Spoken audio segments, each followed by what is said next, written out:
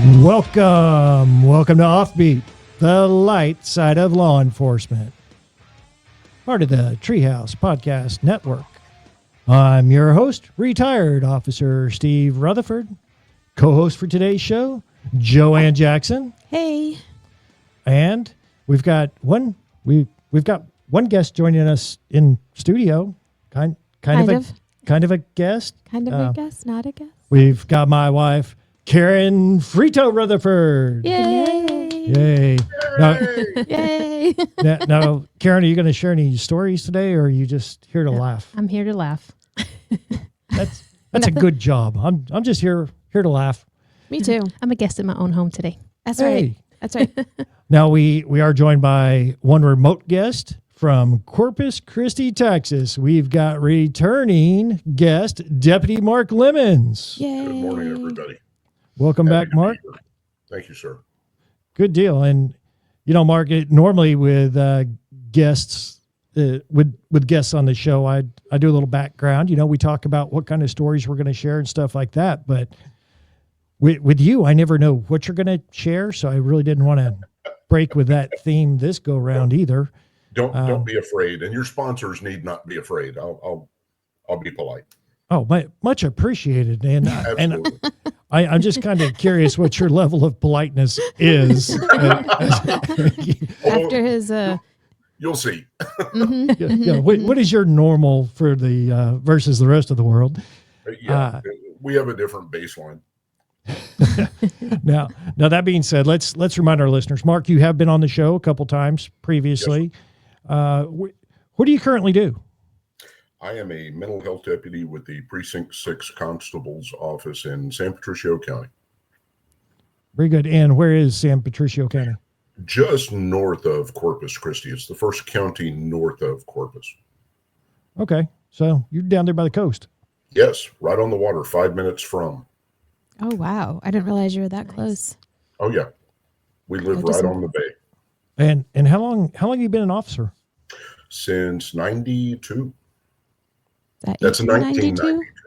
Yeah. Not 1892? It doesn't start with a 2, so yeah, it confuses a lot of people, I know. Joann, quit harassing the guests. Don't pick on the old guy. Jeez. Yeah, did you hear her say she was asking if you started in 1892? No, I heard. Oh, well, Mark, anything new since last we spoke? Man, work, sleep, eat, repeat. That's about it. We've stayed pretty busy lately. We, along with our regular thing, we just to recap, we answer crisis calls at the constable's office. We go out to suicidal people, homicidal people, people in crisis, people in psychosis. We work hand in hand with the local mental health authority. We do mental health transports, and that may take us down to the Mexican border. I don't know why there's a plethora of psych facilities down toward Brownsville, McAllen, Harlingen, Edinburgh, all that area. And sometimes it takes us as far north as San Antonio, Belton, Austin, that area. Wow. But along with doing all of that, my constable and I are the county's divers. Whenever somebody has to go get in the water, that ends up being us. And we've had to do a couple of body recovery dives lately. We have a lot of drownings at the lake in our county, so we get to do all kinds of fun stuff. And there's been no shortage of work this summer. That's good and bad. Yeah. Well, and your hobby is scuba diving, correct? It is. That's what I do. Oh, that explains that post. It's all making sense now. Get off my Instagram, Joann. I'm sorry I sent you a friend request. Now, please, Joann, elaborate here. What are we talking about? His Instagram? Yeah.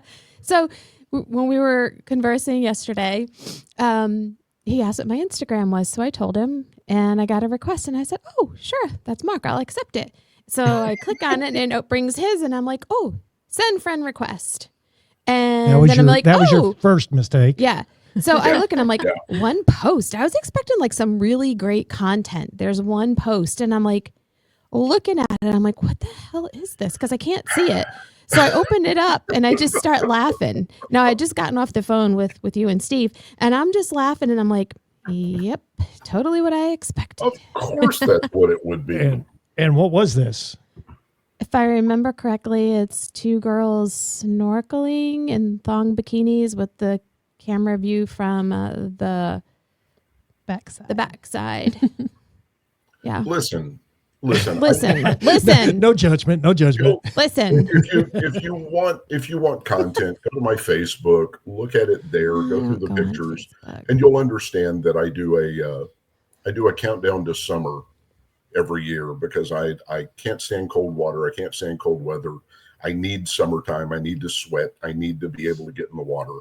And I do a countdown to summer with usually that type of material so that, all of my male friends can look and some of my female friends can look and go, okay, Mark's ready to get back in the water. So, Summer's getting here. It'll be here soon. Does Corpus Christi get cold? saying cold is kind of like, what's my polite level? I got up this morning and it was 54 degrees here, and I felt like Jon Snow in Game of Thrones standing there on the wall and it's snow blowing by. I can't stand cold. So we normally wear shorts year round, but every now and then we'll get down into the 40s. Okay. So I didn't think it got that cold. Now, being from New England, Brian got his open water and rescue diver in the waters off of New England, so it's like, I don't know, 30 degrees and whatever. Yeah, that's but dry suit diving. You can keep all that. Yeah, the dry suit. Yeah. And with your hobby of scuba diving, you go out to a lot of state parks and stuff and dive through a lot of popular locations and recover a lot of cell phones and watches and all that and try to get them back to their owners. I do. That's awesome. And, in doing that, I'm sure you're not always in the cleanest water. You probably dive in some muddy water here and there, right? The places that I go, McKinney Falls, Inks Lake, on a scale of 1 to 10, it's about a 3. It ain't the Caribbean, but I'm always thankful if I can see a couple of feet, because Lake Corpus Christi, where we dive for work, is zero visibility. It is Ray Charles diving. It's just you cannot see. Ray Charles diving. So it's all diving by braille. So Is that in the ocean, or is that like in the ponds or lakes or whatever y'all want to refer to them here? That lake is inland. It's just a very shallow, very muddy lake.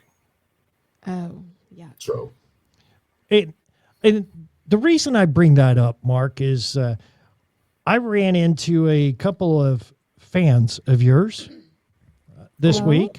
Oh. Yeah, and they sent me an article. And I'm curious, Mark, have you ever found anything just really bizarre out there scuba diving? nothing really, really off the wall. Mm-hmm. I'm wondering what you're getting at. Who have you been talking Me too. Well, I've not found any marital aids or anything of that nature. That's what I was afraid you were going to say. Yeah, exactly. Well, let me tell you, there's actually a publication out there, Texas Monthly published an article about a gentleman who also scuba dives in murky waters. And apparently one day he discovered a 3-inch long fecal fossil. Yes. Okay, now I know what you're talking about. Yes.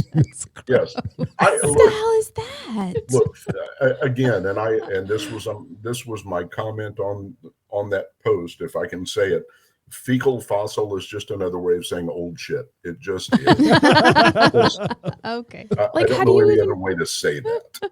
How do you even find something like, do you see the rock? Because like the rocks usually have a certain look to them, and he brought it up and cracked it open, and that's what was in there? I look for watches and phones. I don't know.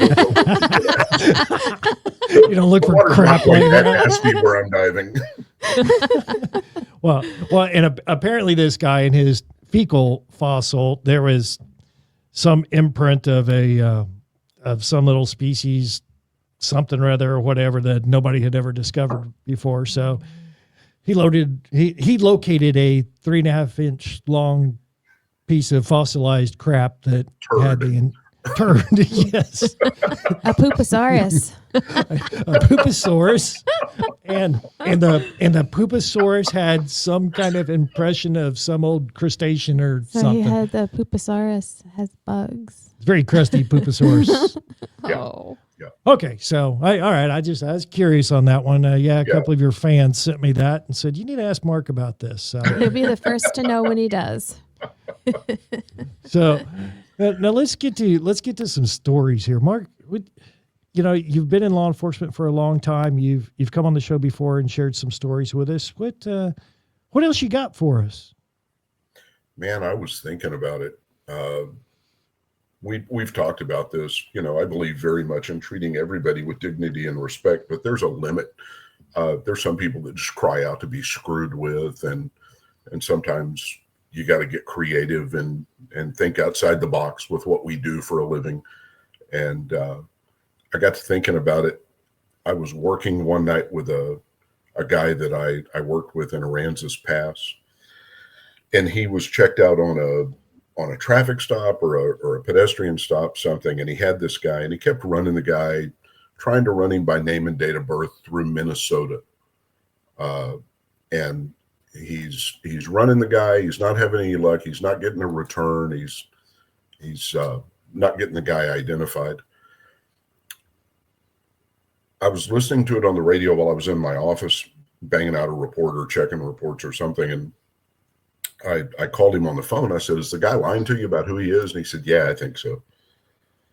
I said, "Did you say he was from Minnesota?" And he said, "Yeah." I said, "Okay."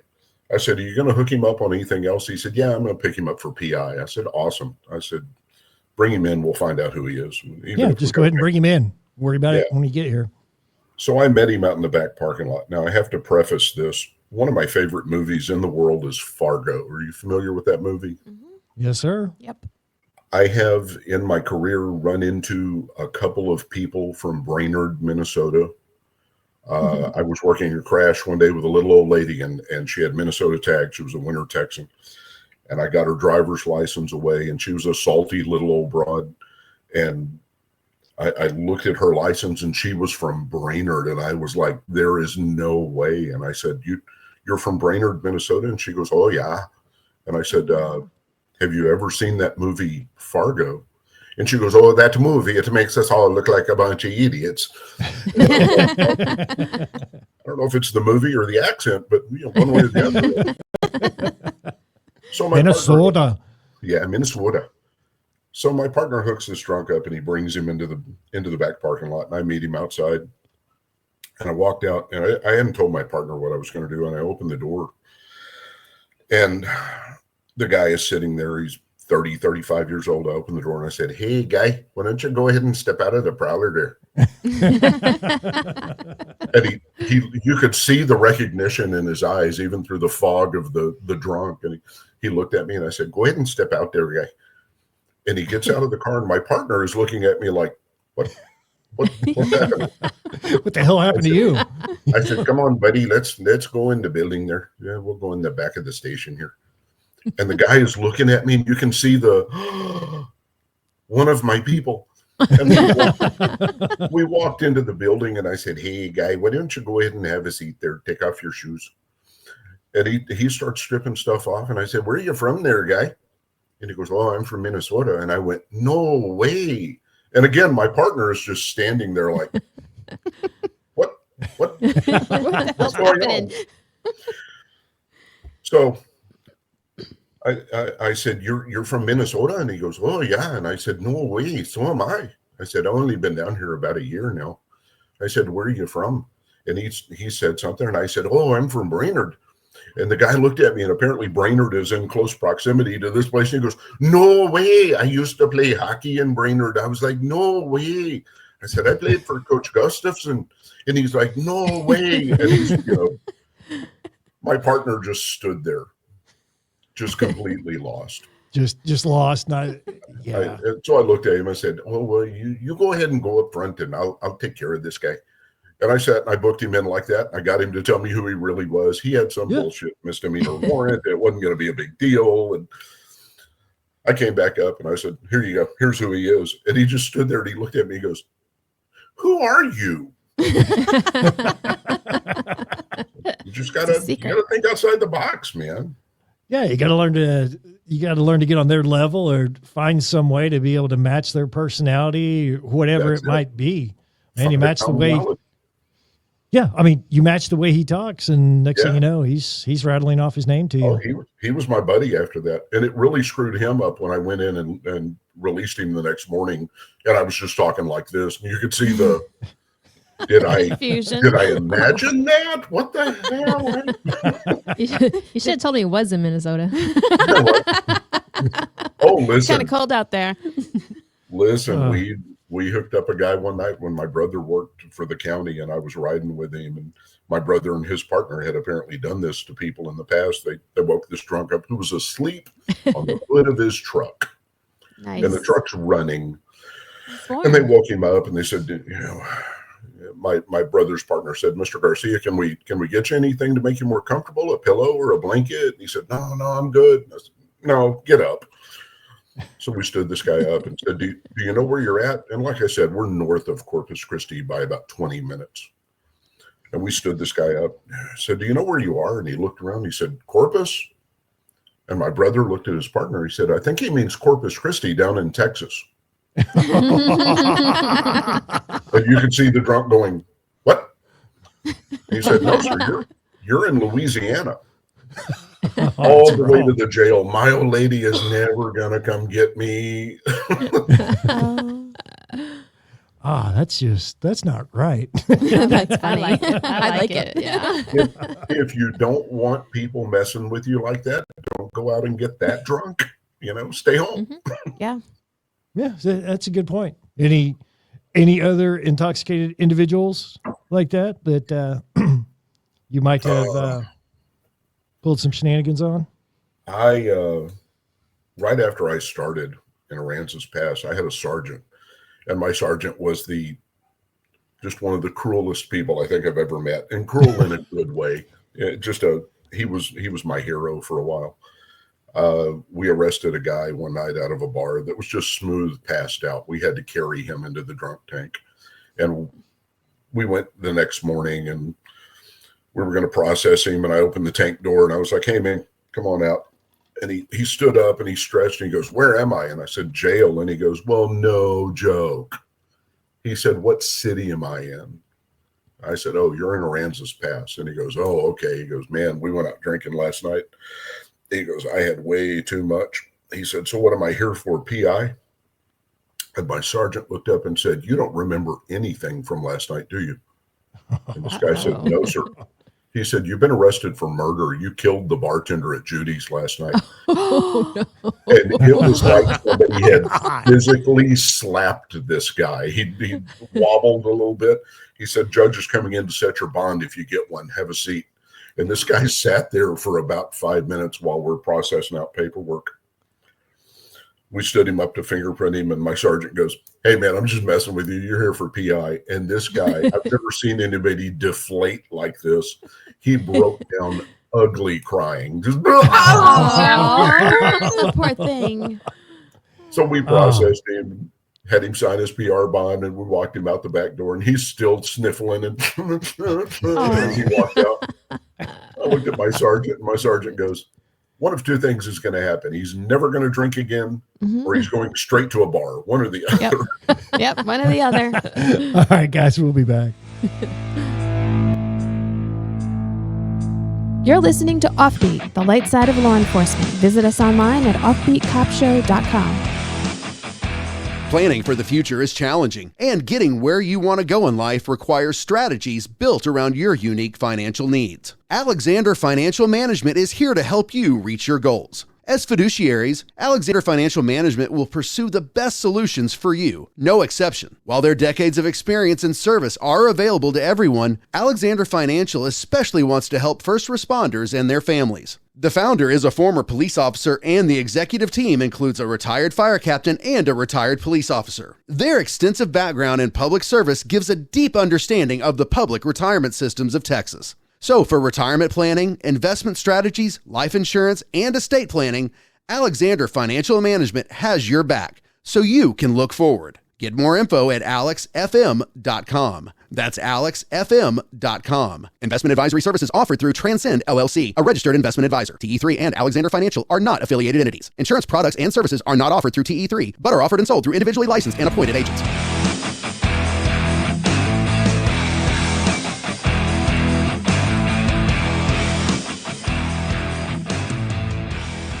And we're back. Back to more Offbeat, the light side of law enforcement. I'm your host, retired officer Steve Rutherford. Co-host for today's show, Joann Jackson. Hey. Joining us in studio, my beautiful wife, Karen Rutherford. Hello. Just here to laugh, correct? That's right. All right. And joining us remotely from Corpus Christi, Texas, we've got Deputy Mark Lemmons. How's it going, guys? So this segment is sponsored by our good friends at Alexander Financial Management. Mm-hmm. If you have questions about retirement planning, investment strategies, life insurance, or estate planning, check out Alexander Financial Management at alexfm.com. Now, Joann, I wanted to try something different today. Oh, what are we doing? Is it something good? You know what? The suggestion had been made to me that we should have phone lines and that I wonder who said that. I don't know. I've heard that from a couple people, actually. So we're going to give it a shot here. And actually, we're going to call a friend of mine that he works down in the San Antonio area. His name is Stan. Let me see if I can't get him on the phone real quick.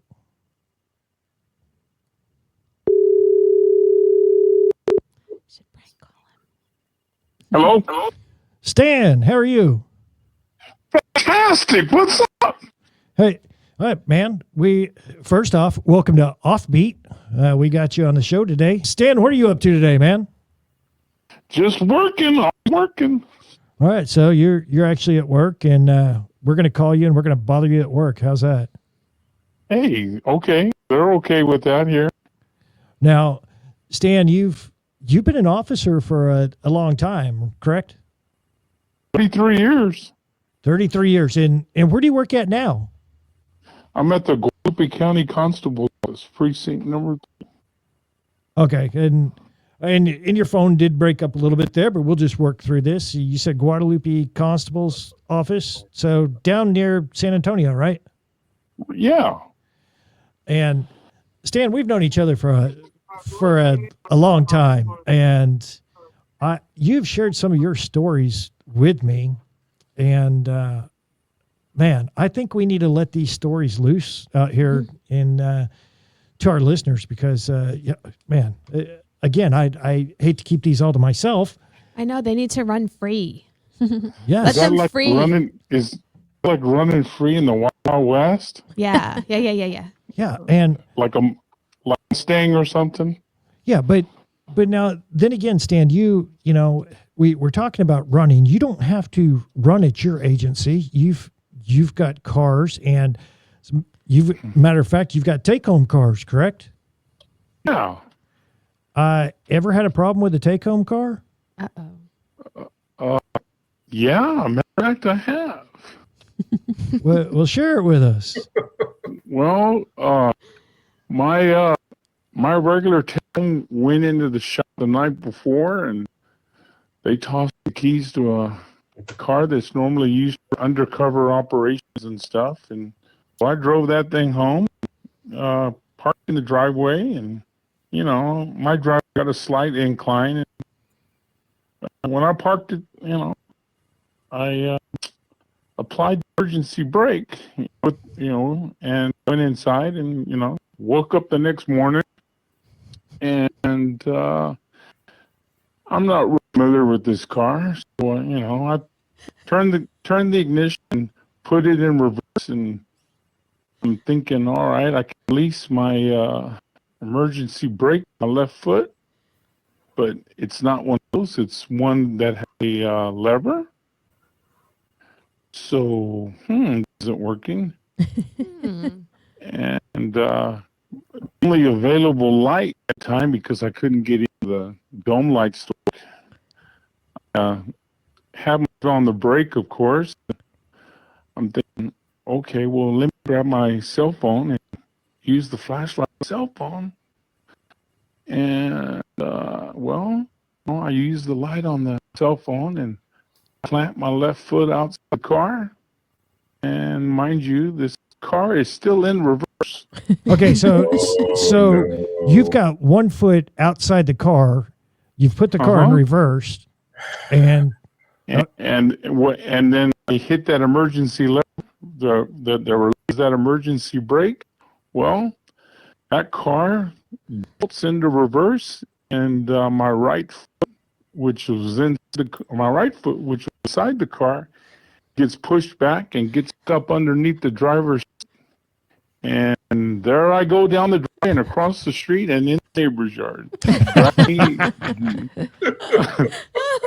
so for clarification, you ran over yourself with your own squad car. I did, and the only thing I'm thinking is while I'm laying in the street, halfway in my neighbor across the yard, and half in the street, and I'm wedged underneath that left front tire, and I'm thinking, nobody's gonna find me like this. I just unwedge myself, and I'm all tore up. I mean, my uniform hurt, and I mean, I was in a uniform that day because I was going to training, and I did manage to unwedge myself and get back into the car and drive back up the way and went in the house. And of course, my wife and you've met him, so she's in there asleep, and I'm like, Michelle, oh, you got to get up. I've run myself over. Wake up, honey! I ran myself over with the car. So she gets up. What? So we go to the hospital, and Park's there in the Sally Port. I waddle myself in, and they're like, "Why are you walking?" And, I mean, I was hurting, and what I thought was so funny was the only available, and this part of the story you probably haven't heard. The only available room was the Paw Patrol with the paw all over the walls. Oh, you're in the PD room. So she thought that was hilarious, but yeah, fractured my leg and hyperextended my knee, and my weapon did a nice little gouge going across the road. So yeah, man, yeah. Stan, you're the only officer I know that's ever run themselves over with their own squad car. So yeah. Okay. That's I have a question about all this. Said okay.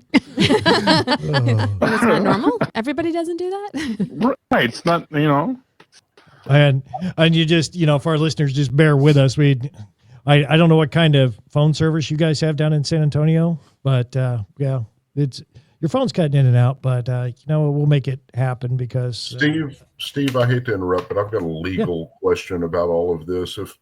If Stan got up and went inside and got his wife, and then they went to the hospital after he ran himself over and they didn't call anybody, is that technically an auto-ped hit and run?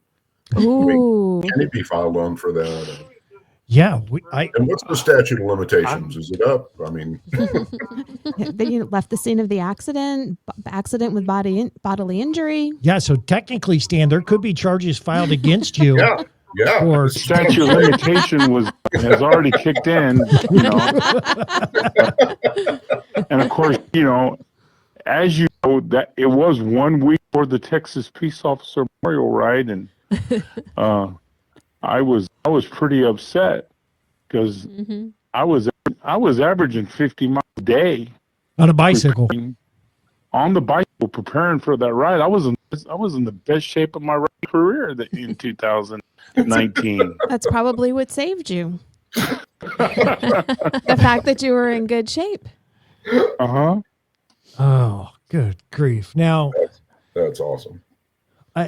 Now you've worked at other agencies besides just the constable's office, and I know there was one story you had told me about being the only officer on duty at that particular agency.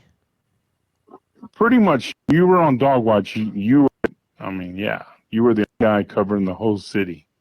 And whenever you did that, occasionally you would stop by the station. Yeah.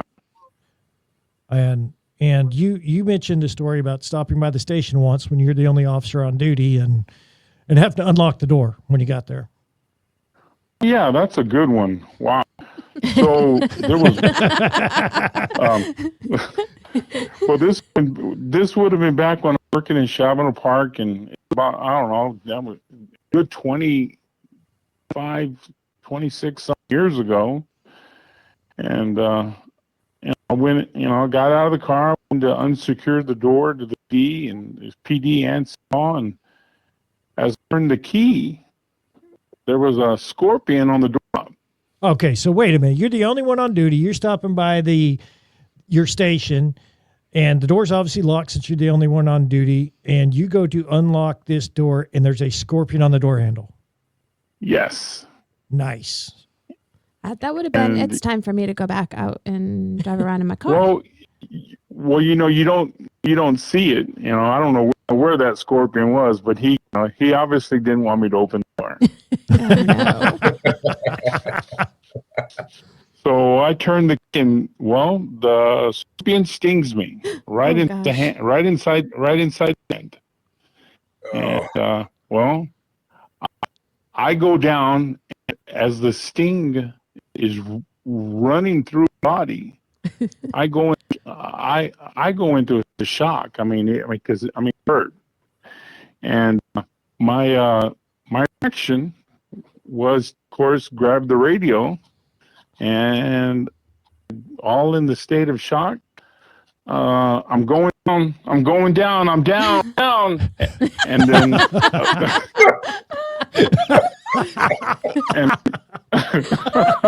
and then I fall. I fall flat on my back, still in the state of shock, and of course, I'm there in a state of not complete unconsciousness, but the sheriff was dispatching for us at the time, and I could hear the dispatcher calling my number, but I'm just rolling to the ground because it hurts. So your last radio transmission was, I'm going down, and then now they're calling you and you're not answering? Right. Oh, gosh. Then I heard the emergency tones go off, and of course this is back in the day of the old inner city radio system. So when an agency hits those tones, that tone goes out wide. Yep. And we were a neighboring city with the city of San Antonio. So the San Antonio Police Department shows up. The local trooper that patrolled the area, he shows up, and there's a neighboring with city of Castle Hills, and they send a couple officers, and then the sheriff's office a couple officers, and when I finally came, there must have been 10 police cars in that city hall parking lot. And for a bug bite. and of course they were all in afterwards, like, really, Stan? Really? What a nice response, though. At least they showed up and they knew where you were. Oh, hey, an officer down. Everybody's coming. Yeah. I could just hear that. I'm going down. And then you don't answer the radio. Did you find the scorpion afterwards? No. I ended up going to the hospital, and the only doctor said was, you might be allergic to scorpion bites if it threw you into that shock. Yeah. Yeah, I mean that is serious. Yeah, I mean, Too bad we didn't have audio of that. oh damn! Wait a minute. Did you have body cameras? Did you body mics? At No, least? there were no body cameras. Damn it. Oh, that'd be great. Yeah. See, Sorry. sometimes we get the funnies just from memory, but God, it'd be cool if we had some video and audio of some of this stuff out there. Now, oh man, Stan, have as an officer, have you ever been involved in the remodeling process at your station? Matter of fact, a ruling I didn't plan. Oh no. Well, tell us about it, man. Tell us about the renovations you took on yourself.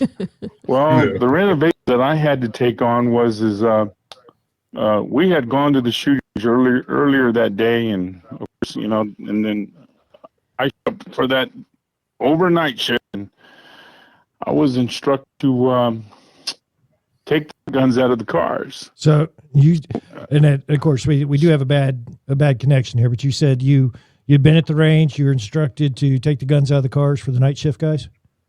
Shotguns. I was told to secure the shotguns. What could possibly go wrong? Yeah. Right. Well, I managed a couple shotguns in, and I had one shotgun left. And I opened up the trunk, started to eject rounds, and I ejected those rounds in the trunk. And I guess I wasn't keeping a good count, and I managed to chamber one of the slugs. Oh no. Awesome. And so I grabbed the slugs that I ejected and put them in my left hand and carried the shotgun in my hand, doing it the way you're supposed to, with left hand up, barrel pointing straight up, what they teach you, firearm safety. Hey, now let me ask you this: did they also teach you no finger on the trigger? Right, and so I went into City Hall, and I opened the door to City Hall, and I managed to have enough dexterity to manage that feat, and then I realized, wait, the keys to the PD are also on that same key ring, so I used my right foot to stop the door from closing. Managed to get my hand that was still carrying the shotgun shells out of the door, and proceeded to go into City Hall, but that right foot got hung up. That damn right foot. It gets at it again. and down I went. Going to, as you know, there I am going down again. But and when you walked into City Hall there in Chavano Park, immediately right was the men's restroom. And well, when I went down, that shotgun went boom, went through the wall, hit the toilet, and well, after that there was no more toilet.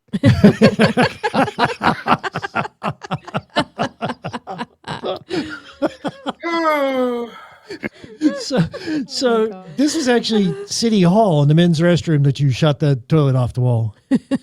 Yes. Were there other people in the building, or was this after hours? No. Oh, that's This good. is after hours. This is like 2:00 in the morning. Oh my gosh. Yeah. It's like Dear Chief. Right. Yeah. And Last night. Yeah. Well, and this was back in the day before cell phones. Couldn't call anybody. So, pretty much on a prayer, I was able to have the city police radio. I knew I had my captain. I knew he had a side job at a local taco place, and I said, "Man, maybe he's monitoring the radio." and I said, "Hey, you need to give me a call." He said, "Tell me over the radio." "No, I'm not telling you over the radio. Give me a call." Not So on the he radio. calls So he calls the police station. Really, man? Really? Oh, And it was one of those things. Well, who's going to wake up the chief, me or you? that's you And I wait till said, the morning. I would rather you do it, sir. Well, this was on a Friday. It was on a Friday. At least it was on a Friday night. Yeah, and then, this is back before cell phones, so they couldn't call you. They had to page you if they wanted you to call them. Yeah. Good grief. Well, I'm just glad I'm glad it was the middle of the night, so nobody was actually sitting on the toilet Yeah. when you Right. dislodged it from the Just touch it wall. from the wall. Stan, I got to say, you But, make me feel a lot better about myself. You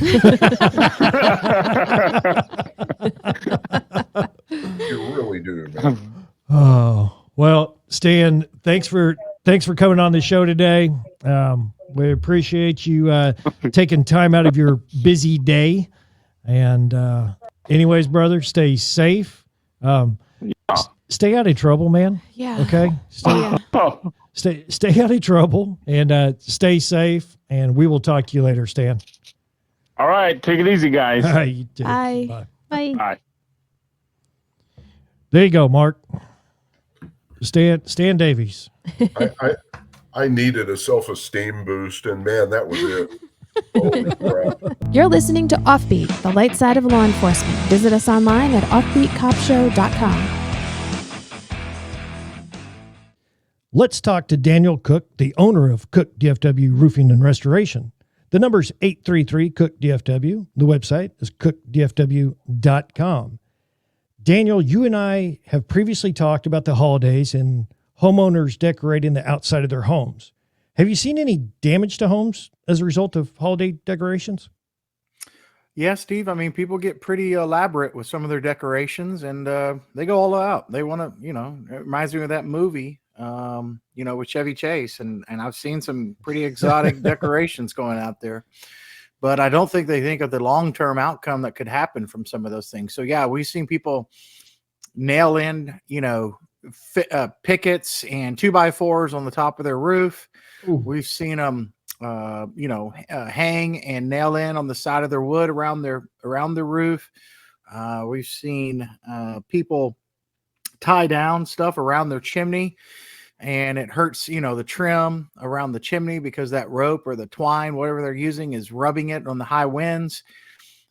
So there's a lot of things that could go wrong when you're decorating. So you got to be real cautious. There are some different types of supports and different things like that you can install properly that will not ruin the roof integrity, but definitely make sure you're not nailing in just unneedlessly, and double checking some of your supports that you might have if you're a person that likes to do a lot of decorations around the rooftop and everything. But yeah, got to be real cautious. There are some bad things you can do, but if that actually happens, and let us come out and we'll see the best repair method that will help your roof stay integrity sound. If you are in need of a new roof repair, remodeling, or restoration, give Daniel a call at Cook DFW Roofing and Restoration. The number's 833-COOK-DFW. Again, that's 833-COOK-DFW. The website, cookdfw.com. Be sure to ask them about their free first responder upgrade.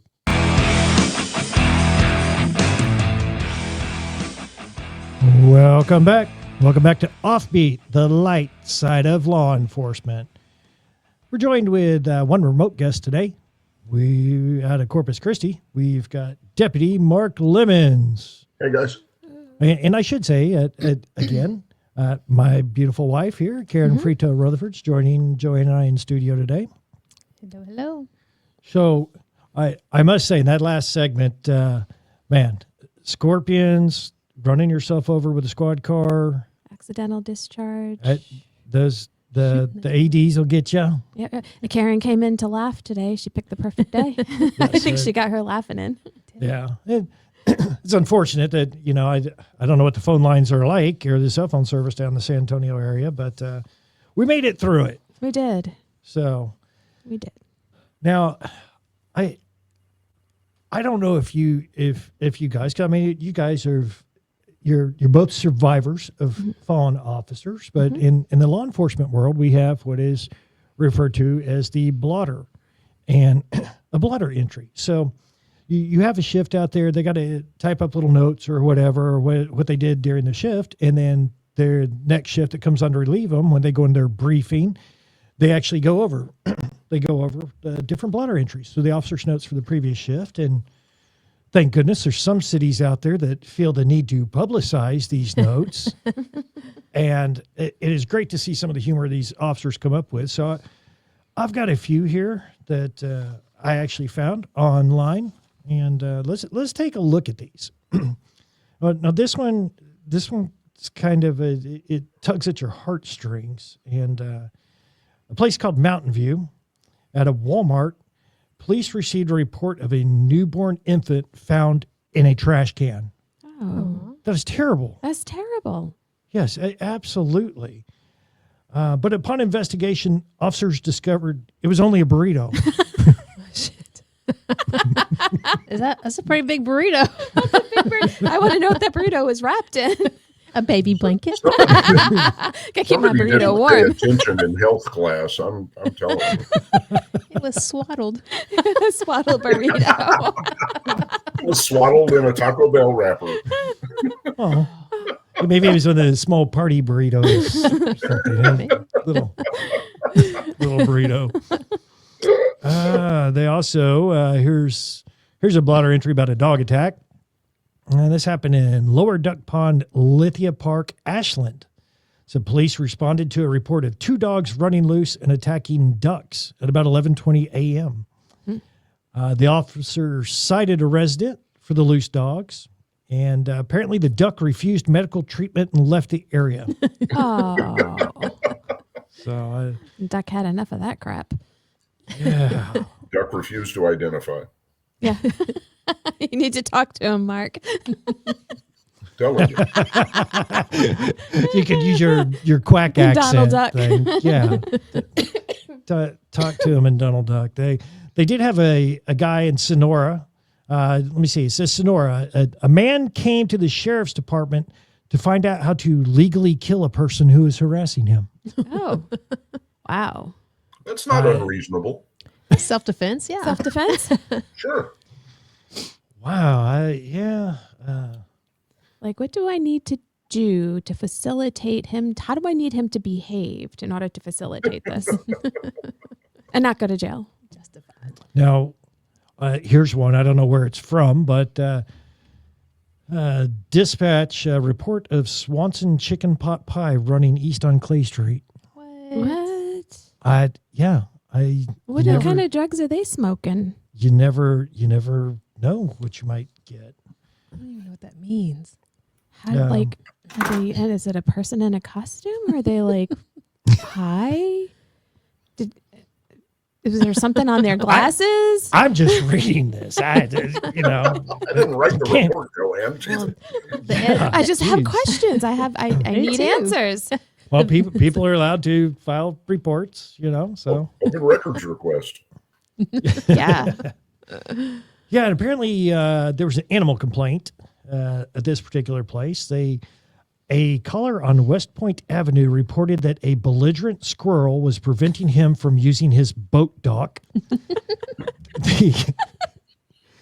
The caller said he knew nothing could be done about it, but he wanted officers to know what kind of squirrels are running about in the community. Oh, don't tell New York.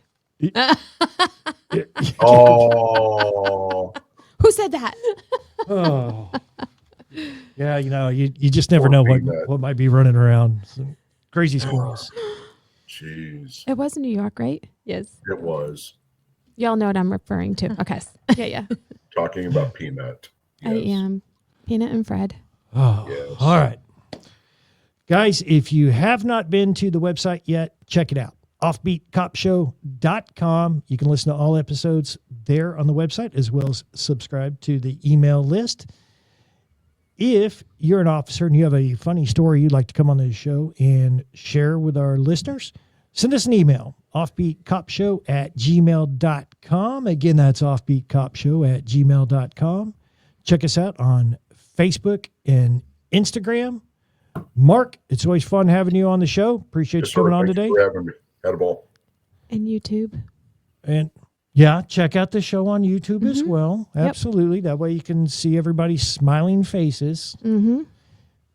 Yeah. He's so pretty. Now you have to check it out because Karen just gave us her rendition of I was the striking a pose. smiling face. Just strike a She's an pose. angel. All right. Yeah, Mark's doing it now too. See, happiness is contagious. Happiness is contagious. All right. Keep it light. Keep it funny. Until next time, stay safe and watch each other 6.